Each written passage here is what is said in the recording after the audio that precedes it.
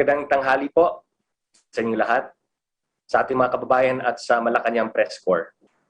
As DOH Secretary Duque reported yesterday, nationwide data shows that the average number of new daily COVID-19 cases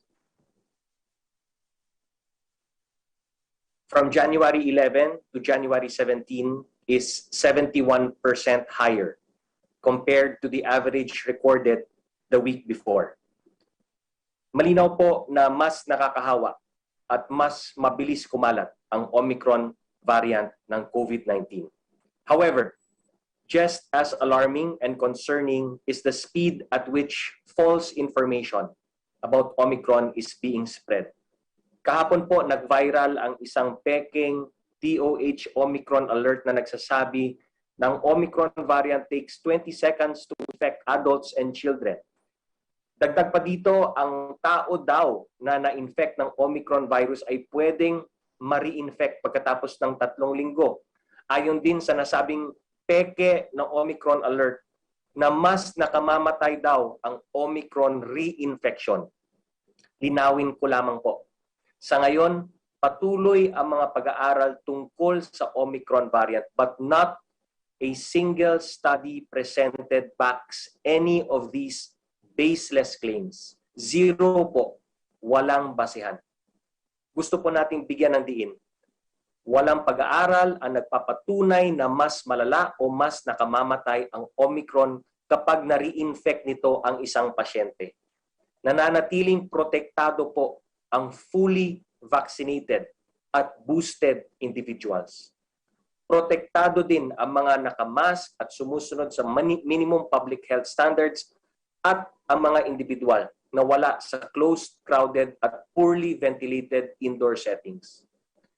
We know that as cases rise due to Omicron, many of us naturally want to know more about this variant. Okay lang po yun. We should all be armed with information about COVID. Pero ulitin ko po, please arm yourselves with the right information. And please get your information from trusted and credible sources. Huwag po tayo magpakalat ng Omicron virus. Huwag din po tayo magpakalat ng Omicron fake news. Now, please allow me to proceed to the matters raised during the President's regular Talk to the People address last night. Iniulat kagabi ni Health Secretary Francisco Duque III na bumababa na ang growth rate ng COVID-19 cases, ngunit hindi nangangahulugan na sa pagbagal at pagplato ng new infections ay naabot na natin ang peak ng virus. Maaari pa rin pong tumaas ito. Kaya mahalaga ang pagpapatupad ng prevent, detect, isolate, quarantine, test, and reintegrate measures or PDITR. Muling iginiit din ng Pangulo na ang tungkulin ng gobyerno sa isang demokrasya ay ang, and I quote, greatest good for the greatest number. End of quote. Makikita natin itong greatest good for the greatest number sa pagsasailalim sa 268 barangays sa granular lockdown as of January 16, 2022.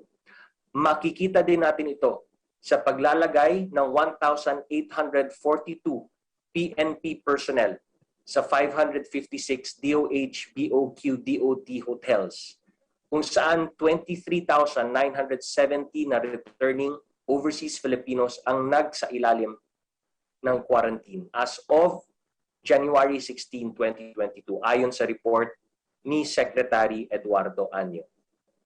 Makikita rin ang pagpapatupad ng public good sa education, kung saan binanggit ni Education Secretary Leonor Briones na hindi sila mag-e-expand ng limited face-to-face classes nang walang pahintulot ng local government units at consent o pahintulot mula sa mga magulang.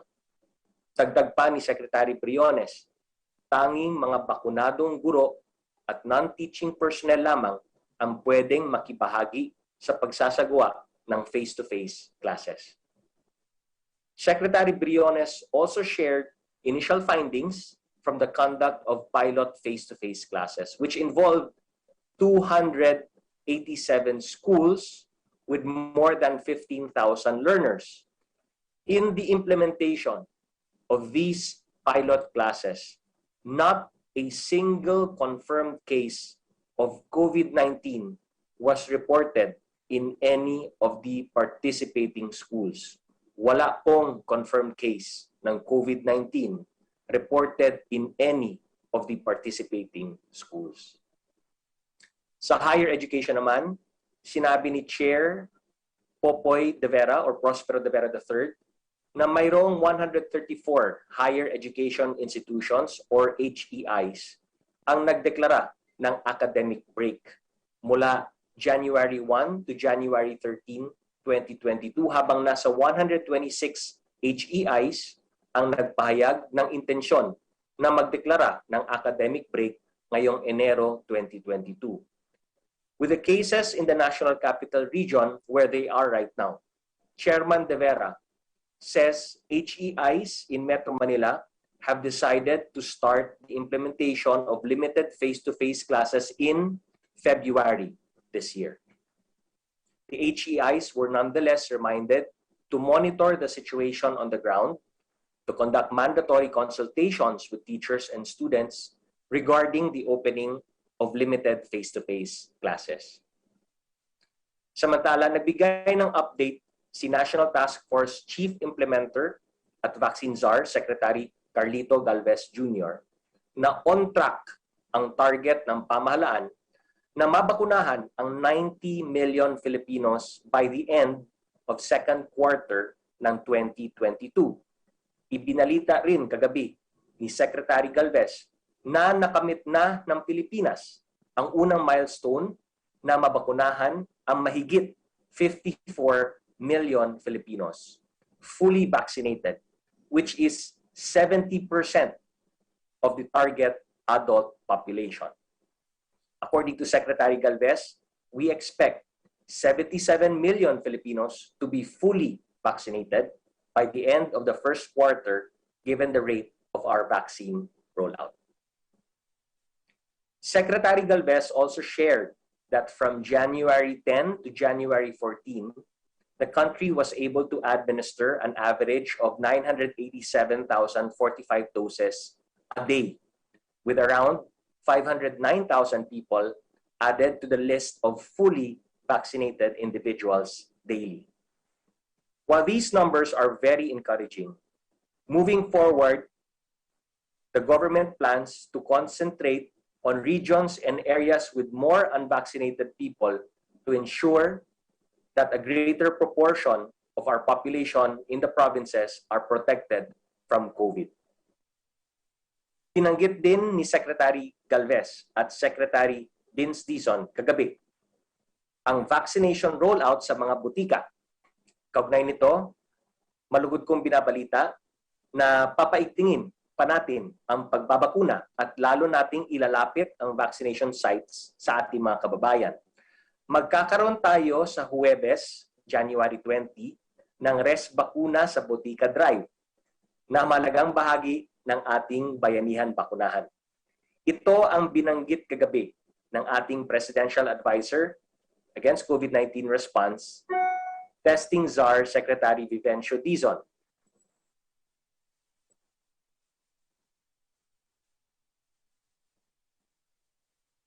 Seven major pharmacies and private sector clinics ang magsisilbing vaccination centers para sa ating pilot implementation. Ito po ang phase 1 na binanggit ni Secretary Galvez kagabi. Makikita po sa inyong screen ang pharmacy or clinic at ang branch kung saan kayo pwedeng magpaturok ng booster shots. Nasa ilalim pa rin ng pangangasiwa ng lokal na pamahalaan or mga LGUs ang registration ng mga magpapabooster. Ang documentation ng mga bakuna, ang pag-administer ng mga ito, at ang ancillary services. Habang ang mga butika ang mag-oversee ng vaccine administration or pangangasiwa sa aktual na pagtuturo.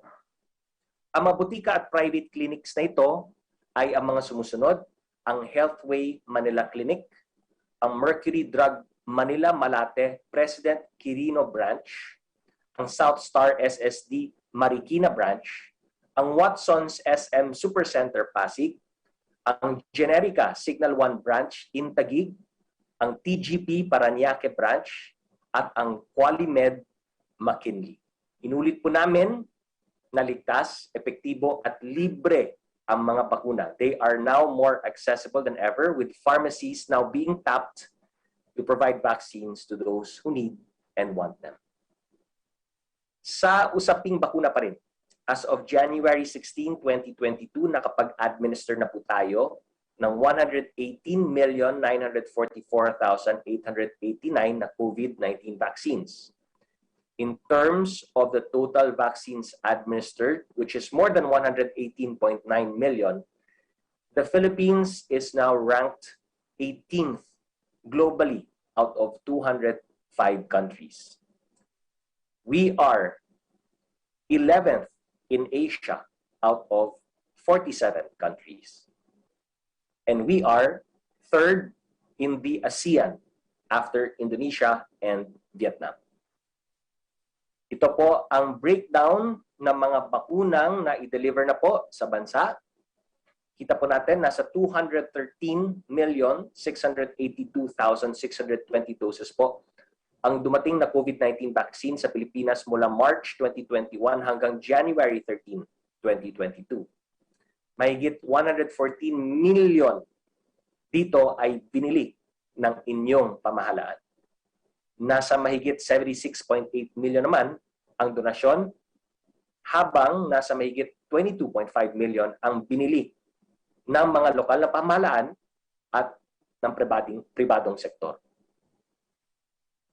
Samantala, pumapalo ang ating 7-day average rate sa pagbabakuna ng 797,265 doses. Kaya naman, sa nakaraang 7 araw mula January 10, 2022 to January 16, 2022, nasa 5,580,858 doses ang ating na-administer o naituro. Sa bilang ng mga nabakunahan, nasa 63.8 million ang nakatanggap ng first dose, habang nasa mahigit 55.1 million na ang fully vaccinated.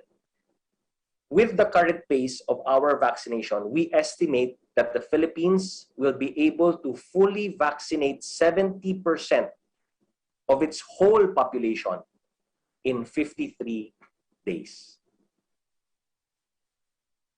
Sa COVID-19 update, ayon sa January 17, 2022 COVID-19 Case Bulletin ng Department of Health, nasa 37,070 ang mga bagong kaso ng COVID sa bansa. Sa bilang na ito, nananatiling mataas ang mild at asymptomatic at 98.4%. Nasa 46% naman po ang ating positivity rate, habang nasa 89.4% ang porsyento ng gumaling. Nasa mahigit 2.8 million ang naka-recover. Malungkot naman naming binabalita sa inyo na kahapon ay mayroong 23 ang naidagdag sa bilang ng mga pumanaw dahil sa coronavirus. Our fatality rate is currently 1.63%. Lower po ito than the 2% global average. Samantala, patuloy ang pagtaas ng ating hospital care utilization rate. Nasa 58% ang utilized ICU beds sa Metro Manila, habang 49% sa buong bansa.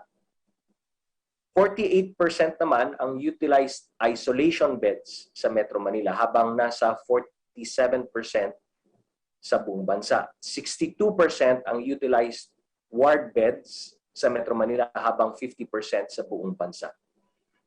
30% ang utilized ventilators sa Metro Manila, 22% naman sa buong bansa. Kaya po, inuulit natin sa ating mga kababayan, pag kayo po ay asymptomatic o may mild symptoms, please stay home and isolate. Kung may sarili kayong kwarto, may sariling banyo, at well-ventilated ang inyong tahanan. Ayon kay Secretary Duque, pinapalawig na po natin ang teleconsult at telemedicine para pwede po kayong gumamit ng telepono para makausap ang mga doktor without having to leave your homes. Sa mga na-infect na asymptomatic o may mild symptoms, bahay muna. Ang konsultasyon sa mga doktor, tawag muna. Kaugnay nito, 11 application para sa home COVID-19 antigen test kits ang natanggap na ng Food and Drug Administration as of January 17, 2022 ayon kay FDA OIC Dr. Oscar Gutierrez.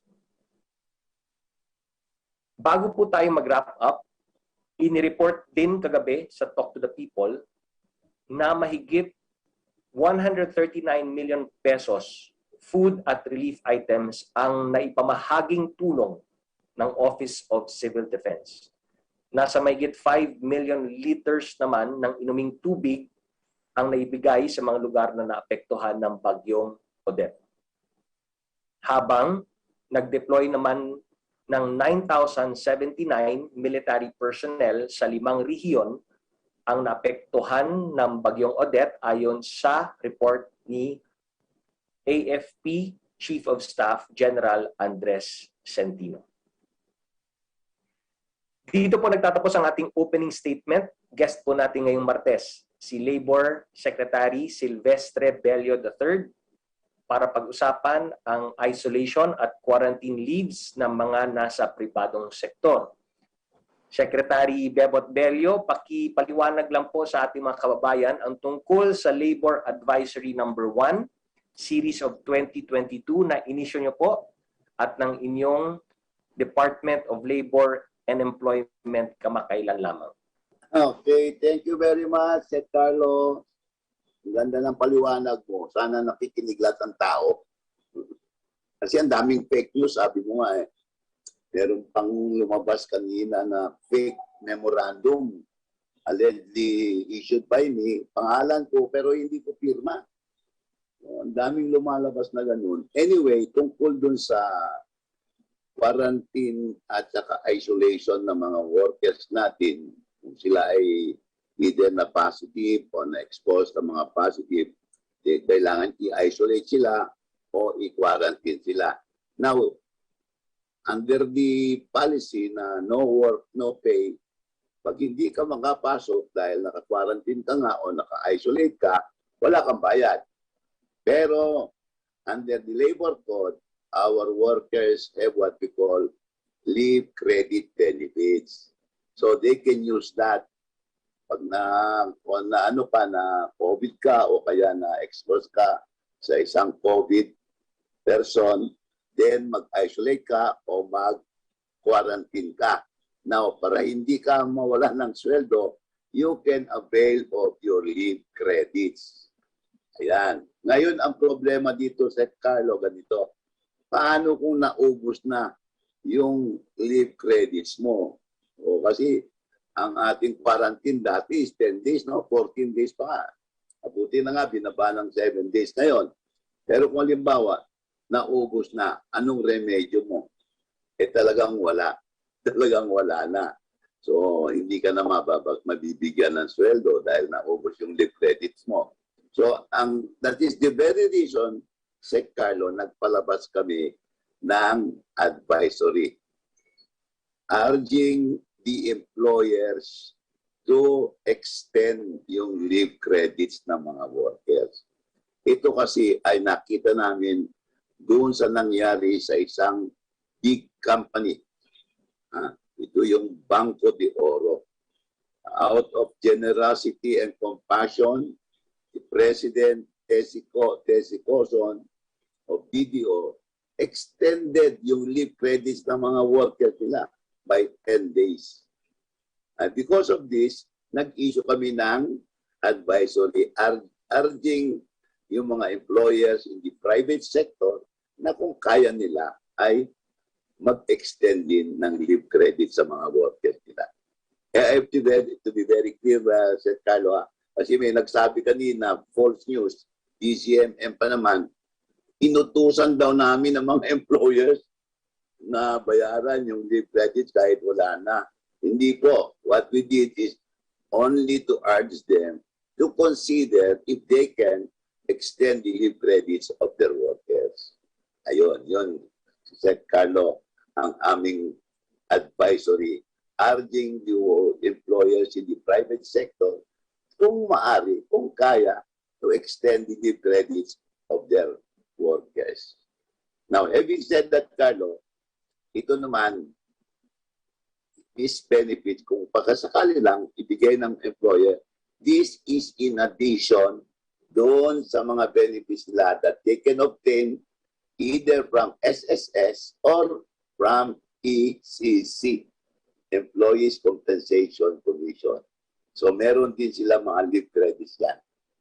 Alam po ng ating mga workers yan, Sec. Karlo. Thank you very much, Sec. Bebot. So again, no, base sa advisory, labor advisory ninyo, this is without prejudice to other benefits provided by the Social Security System and the Employees Compensation Commission. At napakaliwanag po ang sinabi ni Sec. Bebot Bello na the Department of Labor and Employment is urging employers. Okay, thank you. Actually, Sec. Karlo, ang maka-afford lang dito yung mga large companies. Hindi natin ma-expect yan from the micro and small business enterprises. Opo. Okay, thank you very much. Napakaliwanag po, Sec. Bebot. Please stay on board. Please stay on board, Sec, kasi marami pang mga katanungan ng ating mga kaibigan mula sa Malacanang Press Corps. And with that, And with that po, let's turn it over to Yusek Rocky so she can read the questions mula sa Malacanang Press Corps. Yusek Rocky. Good afternoon, Sec. Karlo and kay Secretary Bello. Sir, unahin ko na lang po yung tanong ni Ace Romero kasi follow-up po ito sa naging presentation nyo. In-approve po ba ng Presidente ang recommendation ng DepEd on face-to-face classes? Yes, as presented by Secretary Briones, ang kanilang recommendation, no, to the President is to allow the DepEd together with DOH to expand yung face-to-face classes, lalong-lalo na sa mga naka-alert level 2, subject to number 1, yung support ng LGU. Number 2, may pahintulot din po sa mga magulang at sa mga stakeholders ng eskwelahan. So with no objection, kumbaga walang objection si Pangulo doon, and after the presentation ni Sec. Briones, then tuloy-tuloy po nila yung pag-aaral nila. Again, it will be the DepEd and the DOH combined who will be assessing the expansion ng pilot implementation ng face-to-face classes under DepEd. Opo. Susunod na tanong mula kay MJ Blanca Flor ng Daily Tribune. We are 4 months away from the May 2022 national and local elections and we are still seeing thousands of new infections in a day. Is the government worried na ganito ang magiging situation natin sa upcoming election? Kanya nga po, nakita po natin, no, sa presentation ni Sec. Charlie Galvez that we've already reached a milestone which is 54 million. That's 70% of the, actually it's 70% of 70% of the total population. Dahil yan po yung target natin, initial target natin yun kasi yun yung adult population, correct? Ang next target po natin is to reach the 77 million mark by end of first quarter of 2022, which is by end of March of 2022. Kasi gusto po natin na by end of first quarter, ang total adult population po natin, which incidentally are the voters, kasi adult population, di ba? So sila po yung mga botante natin. Bago pa man sumapit ang April or even May, gusto natin na yung adult population natin ay lahat po ay fully vaccinated. Fully vaccinated na. Sa ganung paraan, dagdag protection para sa mga botante. No? Pero of course, kailangan patuloy pa rin yung pagsuot ng mask, no, hugas, social distancing, plus tamang ventilation and tamang bakuna, no. So yung bakuna is one layer of protection. Pero yung mask, hugas, iwas, yun po ay kailangan, gaya nga ng sinabi ni Secretary Duque kagabi sa Talk to the People, no, more than 90% protection yun, yung adherence natin to minimum public health standards. So we will now leave it up to COMELEC in the upcoming election kung paano nila ma-implement yung minimum public health standards pagdating ng pagboto ng ating mga kababayan doon sa mga voting precincts. But as far as the administration of President Duterte is concerned, ang target natin before elections, the election day, kailangan lahat ng ating adult population ay fully vaccinated na po. Okay. Opo. Sunod po niyan tanong, based daw po on the report of Secretary Duque during last night's Talk to the People, bumabagal na raw po ang pagdami ng kaso ng COVID. Does it mean that the situation is now manageable? Well, again, as I mentioned in our opening statement, no, at hindi pa natin pwedeng sabihin nasa nag-peak na tayo, no, although we're seeing na nagpa-plateau yung numbers. Yung growth rate is not as fast as previously, no. So importante pa rin po na ipagpatuloy pa rin po natin ang minimum public health standards, ipagpatuloy pa rin po natin ang ramping up natin ng vaccination, ipagpatuloy pa rin po natin na hindi pa tayo umaabot sa high or critical level ang ating healthcare utilization rate. Let's make sure na our hospital beds are still nasa moderate. Let's make sure ng ICU beds natin ay hindi pa tatama sa high or sa critical. Let's manage this, but we have to manage it together. We have to manage it together. Yun po yung mensahe natin sa lahat. Hindi lamang kami sa IATF, papatuloy kami sa pagbibigay ng mga reminders, sa ating pagbibigay ng mga polisiya, but it is up to the general public to follow and adhere to all of these policies na pinapalabas po ng inyong IATF at ng ating mahal na Pangulo. Thank you, Sec. Karlo. Susunod po magtatanong si Mela Les Moras via Zoom. Hi, good afternoon, Secretary Nograles, Secretary Bello at Yusek Rocky. Secretary Nograles, unang tanong lang po, follow-up din sa Talk to the People kagabi. Dito po sa res bakuna sa mga botika, can we elaborate and clarify po, ito po ba ay mananatiling libre para sa ating mga kababayan at paano po ba yung magiging proseso dito? Libre po ito. Kabahagi po ito ng ating booster implementation ng mga booster shots, no? So, itong pilot implementation ng bakunahan sa botika ay para sa booster shots lamang. Okay? Kasi nagpa-pilot pa tayo eh. So, ang initial pilot natin is just for booster shots, and yes, kailangan po tayo magparehistro. So, that way, we can make sure na yung pupunta lamang sa botika para magpaturo are those that need booster shots. And dapat it should be at least 3 months from your second dose, or kung Janssen, 2 months from your single dose Janssen. Opo. And Secretary Nograles, tungkol pa rin sa Talk to the People, no, nabanggit kasi ni Pangulong Duterte kagabi na halos lahat sa Malacanang ay tinamaan na rin ng COVID-19. And we all know na yung mga kababayan natin nag-aalala din kay Pangulong Duterte. Kumusta po ang Pangulo sa kabila nitong pagkalat ng COVID-19 sa Malacanang? Kumusta po yung workforce? At ito ba rin ba yung dahilan kaya nasa Davao City po siya? At kayo, ano po yung mga aktibidad niya sa Davao City? Well, right now, syempre, binabantayan natin yung schedule ni Pangulo, subject also to the situation on the ground. At dahil nabanggit nga niya kagabi na marami na rin, no, sa mga workforce namin or ni Pangulo sa Malacanang at sa Office of the President ay nagkaroon ng either COVID or forced mag-quarantine dahil na-expose at close contact. So sinusunod namin ang lahat ng mga protocols. No? So dahil nga doon, of course, medyo naapektuhan din no, ang schedule ng Pangulo because that's the reality on the ground. Ngayon, kami naman at lahat ng mga departamento, sinusunod naman po namin yung Memo 94 which provides ng procedures sa percentage ng workforce ang pwede sa isang opisina. But making sure na hindi naman magsasuffer yung public service. No?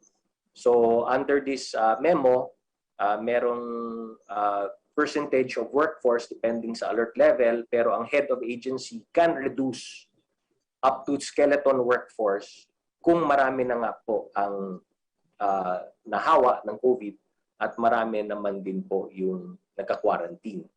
So it's up to the head of agency no, or head of the department. So we're just following the protocols for everyone's safety, pero mabuti dito is most if not all of the workforce naman are fully vaccinated. Opo. At panghuling tanong na lang po kay Secretary Bello po sana. Secretary Bello. Opo, panghuling tanong na lang po regarding pa rin dito sa mabilis na pagkalat ng COVID-19 sa bansa. Gaano po ito nakakaapekto sa ating mga negosyo, sa ating ekonomiya? At can you please clarify lang din po kasi sa isang panayam na quote po kayo na sinasabing at tama po ba exempted ang mga empleyado dito sa no vax no ride policy? Tama po, ma'am. Tama po. They are exempted from the no vax no ride policy. Very clear yan. Very clear yan. So there should be no reason to doubt or to question the policy. No vax no ride policy. Exempted po ang mga workers natin because they are rendering essential services. Pag tininto mo mga yan, paano gagalaw ang ating mga negosyo? Pag walang negosyo, walang ekonomiya. So luckily, exempted po ang ating mga workers. Now, yung first question mo, ano po yun? Yung tungkol sa... Kung paano po naapektuhan yung mga workforce natin, yung mga negosyo dito sa bilis ng hawaan ng COVID-19 ngayon? Yes, very good question. Alam mo, I'm very happy to note and to state na way below tayo doon sa estimate ng DTI that we were expecting that as a result of level 3 in Metro Manila and the other parts of the country, we are expecting 100 to 200,000 workers na madi-displace. Fortunately, as of, I think that was yesterday or Sunday, ang na-displaced because of alert level 3 is only more than 11,500 workers. Ito yung nawalan ng trabaho dahil yung kumpanya nila either nag-retrench o nag-close ng operation. Ayan po. Ngayon, meron din yung mga workers na hindi naman na-displace pero nabawasan ang kanilang trabaho dahil in-observe ng kanilang employers yung flexible working arrangement. Na instead, for example, of working 8 hours a day, naging 5 hours a day. O kaya instead of working 5 days a week, naging 3 days a week. So, although the status of employment is there, their income is lessened because of the lesser working hours. Ayan po ang lumalabas po, ang aming figure is about 20,000 workers were affected because of the flexible working arrangement. Pero meron din medyo bad news. Merong mga almost, I think, 600 plus na nag-stop o nag-close ng operation. Ayun po. Opo. Maraming salamat po, Secretary Bello, Secretary Nograles at Yusek Rocky. Thank you rin po. Thank you, Mela. Back to you, Yusek Rocky. Yes, thank you, Cabsec. Tanong po mula kay Laila Laila Salaverna na Inquirer, regarding daw po sa vaccination sa pharmacies, how will the government address possible crowding in these areas given that pharmacies can be busy places with a lot of customers? Yes, kaya nga po naka-pilot lamang siya sa 7 butikas and private clinics, 7 in total, no, combined, para mapag-aralan ang flow. Pero as stated earlier, boosters lamang po, for boosters lamang, and kailangan po magrehistro. So that way, mas ma-manage po natin ang flow ng mga pupunta doon sa mga butika at ng private clinics that are participating in this pilot implementation. Opo. Second question niya, will pharmacists be allowed to accept walk-ins for the vaccine or will they require an appointment? Kailangan by appointment po. Kaya nga may pre-registration. Again, this is only for pilot. Yung 7 na nagpa-participate is undergoing the pilot. And then as we go along, we will tweak and perfect it accordingly, no, depending on yung learnings natin habang we are piloting the bakuna sa butika. Opo. Pero how many doses will government provide to each pharmacy, CABSEC? Yes, yung indicative number natin is about 50 to 100 doses per day ng boosters. Again, for adults, 18 years old and above. For boosters, 50 to 100 per day. So, mga 500 per week po ang allocation natin para dito. But I would also like to add that itong mga pharmacies or butika, pati yung private clinic, will be implementing this together with LGUs. No? So yung LGUs, sa kanila po yung responsibility ng registration and documentation, while yung, and then yung pharmacies naman will oversee the administration. Opo. Susunod pong tanong mula kay Angel Ronquillo ng DZXL, although natanong po ni Mela Lesmoras about nung kung exempted ang mga workers sa no vax, no ride policy. May follow-up lang po si Tuesday New ng DCBB at si Eileen Eileen. Basahin ko po muna yung kay Tuesday New ng DCBB. Mukhang hindi po alam, Secretary Bello, ng law enforcers na exempted ang mga manggagawa sa no vax, no ride policy kasi karamihan po sa mga pinipigilang makasakay ay ang mga manggagawa. Paano nyo po i-reconcile ang inyong policy sa ginagawang panghuhuli o pagpigil ng mga otoridad sa mga pumapasok sa trabaho?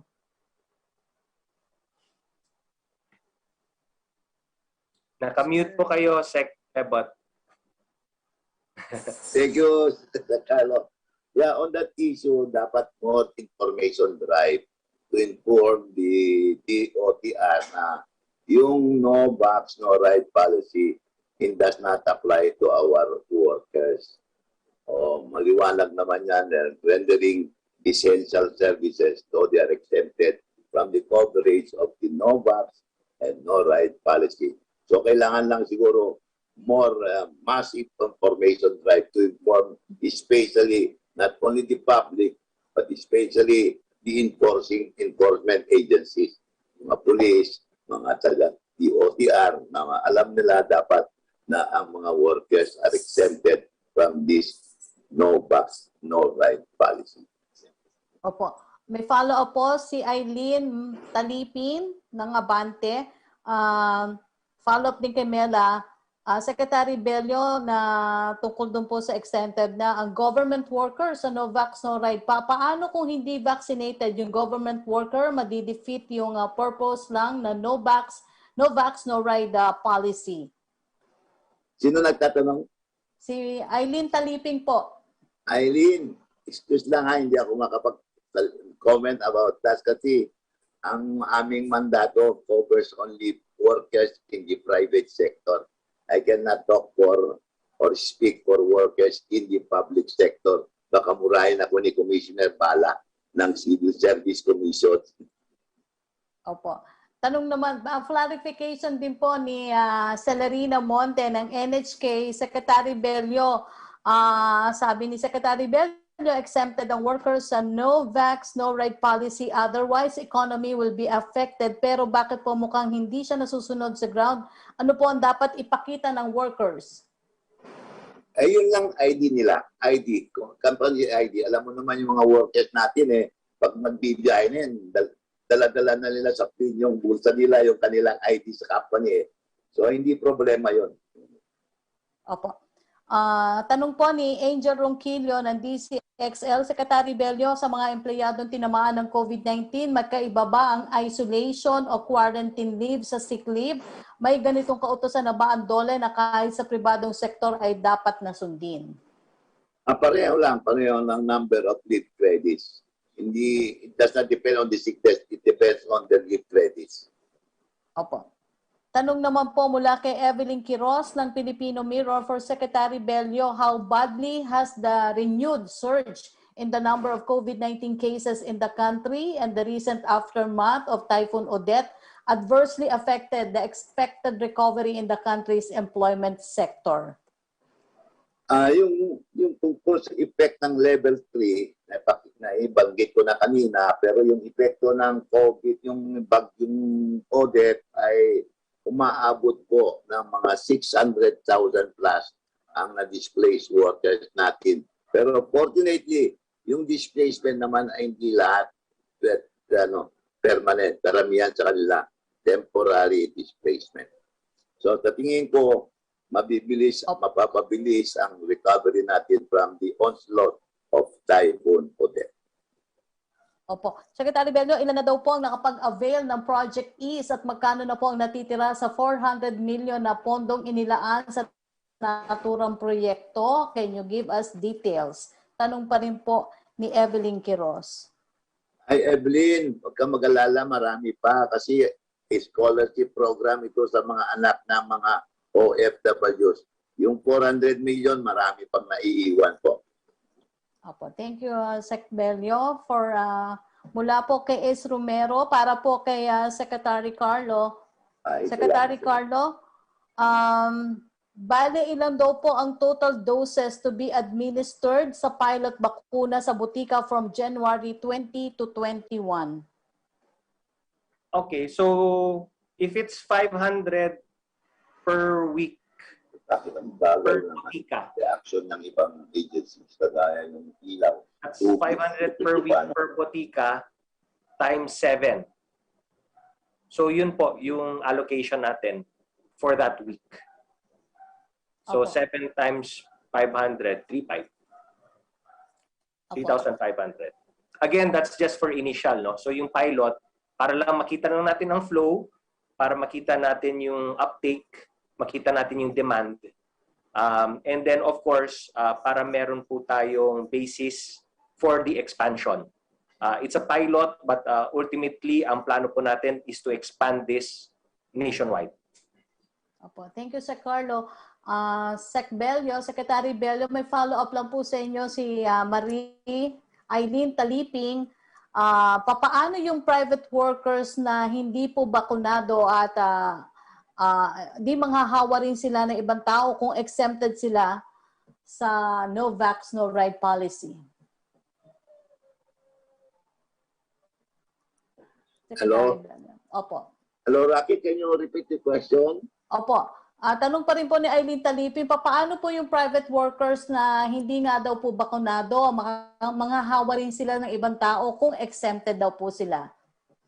Actually, yung mga hindi bakunado, pero namang requirements ang employers na for them to be able to report to office, kailangan dumaan sila sa PCR test.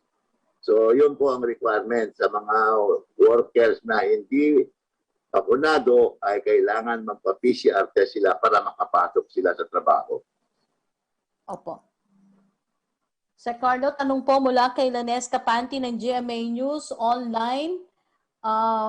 Pareho po sila ng tanong ni Daphne Fernandez ng Inquirer.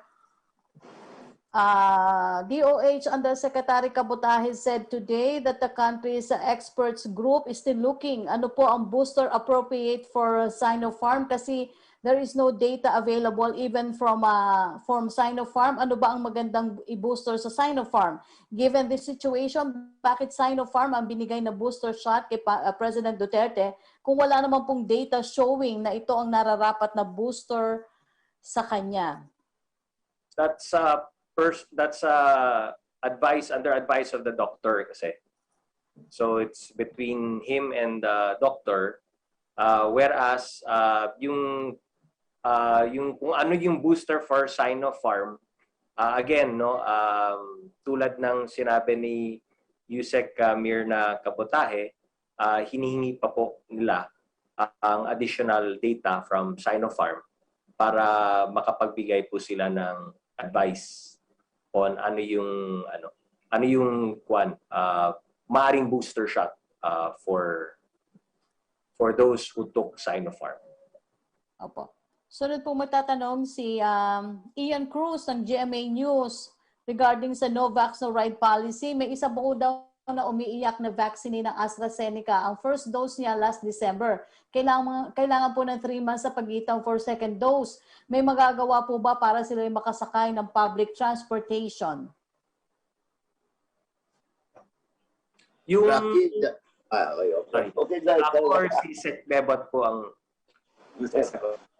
actually, Rocky, kagaya ng sinabi ko, exempted ang mga workers. Oh, they're exempted. So, yung no vax, no ride policy does not apply to them. Kaya nga na, ako dun sa alin na nakita ko sa TV, umiyak siya. Meron na siyang isang naka-1 dose na siya eh. Dapat yun, pinakay na siya. So anyway, siguro, kagaya sinabi ko, what we need is more information drive to inform the implementing agencies about this exception to the general rule of no vax, no ride policy. Especially sa ating mga workers, dahil hilap na nga sila magtrabaho, pahirapan mo pa silang pumasok na trabaho. Ayan. Thank you, Rocky. Opo. Sunod pong tanong po ni Ian Cruz pa rin ng GMA News. Nag-tweet po si Senate President Tito Soto ukol sa hinaing ng nasabing di nakasakay na pasahero. Ganito raw po ba ang gusto ninyong pag-aalaga sa mga kababayan natin at sana raw maramdaman ninyo ang pakiramdam ng naaapi? We share the sentiment of Senator Tito Soto. Kaya lang nga sabi ko, it was just a question of kulang sa information drive. It was the mistake of the mind, not the mistake of the heart. Opo. From Maricel Halili ng TV5 for Sec Karlo. Sec Karlo, what's the directive of the President about the believed incident? Should somebody be held liable about the escape incident? Yes, of course, meron tayong mga procedures na sinusunod dyan no, sa pag nagkakaroon ng ganyan klaseng mga pangyayari. A full investigation is already underway. Magkakaroon ng mga recommendations yan based on the investigation at kung sino ang kailangan ma-penalize ay ipe-penalize po natin. Opo. From Sam Edenilla ng Business Mirror, para po kay Sec Nograles or Secretary Bello, ipaprioritize po kaya ni President Duterte ang passage ng bill which will require employers to provide paid quarantine or isolation leaves to their employees? Mahahabol po kaya ito before the end of the current Congress? Sorry, Yusek Rocky, I got cut off in my signal. Okay. Could you Pwede ko sagutin yung Sec Karlo. Okay, sige. Go ahead, Sec. Maganda. That's a very good bill. Hopefully, ma-pass before the end of the term of the President para naman maprotekta na mabuti yung ating mga workers. Opo. Ewan ko, tanong po ito ni, para Sec Karlo, tanong po ni, wala na yung tanong po ni Trish Terada. Hindi ko po alam kung papalita. Trish, maraming salamat po. Wala Trish, na po tayong nakuhang tanong. Baka Trish on board, Trisha? Opo, pero sabi niya, magmamonitor siya, pero may pinadala siyang question. Baka gusto niyang siya na po magtanong. Trish? Ito na po, nagpadala na siya. Ito na po, basahin ko na po, Sec Carlo. 500 doses per butika times 7 pharmacies po ba? So, bali 7,000 doses target for January 20 and 21 or 500 doses per day for all pharmacies na po yung pharmacies na po yun. So, 1,000 for 2 days. Ang binanggit ni Yusek Mirna, no, I'll read what she messaged. It's 500 doses per week per pharmacy. 500 doses per week per pharmacy. So that's for that week of the pilot, no. Again, it's a pilot so that we can see kung ano yung demand at kung mataas naman ang demand, we'll adjust accordingly. It's a pilot para lang magkaroon ng flow. Makikita lang natin kung ano yung pwede pa natin i-tweak sa ating procedures. Pero pag mataas naman po ang demand na makikita natin, then we will increase the allocated number of doses. Again, it's only a pilot for 1 week muna, but obviously, kung successful yan, we just keep going on and on, increasing the pilot sites, and then increasing the doses allocated kung needed, and then hopefully, with the success of the pilot implementation, we can expand it also to outside NCR. Okay, thank you, Sec Carlo, Secretary Bello. Thank you, MPC. Maraming salamat, Sec Bebot. Thank you, Sec Carlo.